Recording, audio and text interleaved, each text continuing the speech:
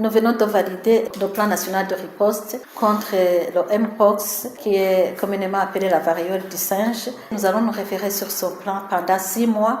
Et évidemment qu'il y aura des mises à jour si nécessaire. Un plan que nous allons utiliser est bâti sur 7 piliers qui sont nécessaires pour la lutte contre le Mpox. C'est notamment la surveillance de la maladie, la prise en charge, la communication, l'éducation envers la population. C'est notamment le suivi des malades, le diagnostic au laboratoire principalement et la coordination pour la riposte. Donc, c'est un plan qui coûte approximativement autour de 42 milliards de francs bouts, à peu près 14 millions de dollars. Et c'est un plan qui est très coûteux. Ce document va nous permettre de mobiliser les ressources nécessaires pour la réponse à cette maladie. Mais nous avons déjà bénéficié pas mal de soutien de la part de nos partenaires au développement pour la santé, et notamment l'OMS, l'UNICEF, MSF, les hôpitaux nationaux, USAID qui nous a fourni les réactifs.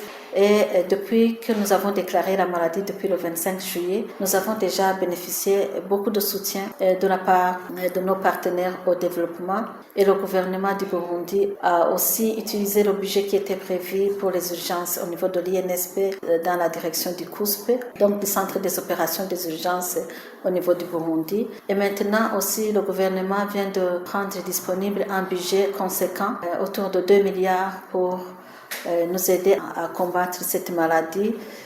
Ce budget va nous permettre d'acheter le carburant pour les missions d'investigation et de prélèvement, les missions de supervision pour les ambulances qui vont faire la référence et contre-référence des malades, qui vont faciliter les services d'isolement.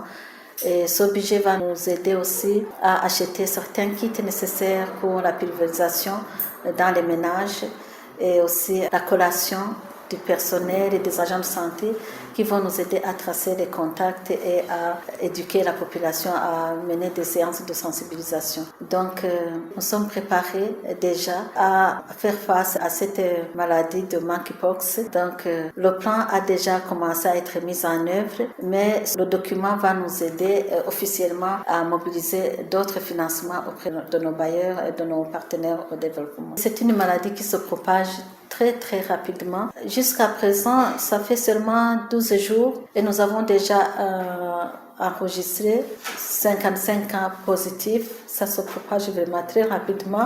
Sur 200 alertes que nous avons reçues, nous avons déjà examiné 187 échantillons dans le laboratoire et 30% de ces échantillons examinés sont positifs. Vous voyez que c'est une maladie qui se propage rapidement et hautement contagieuse.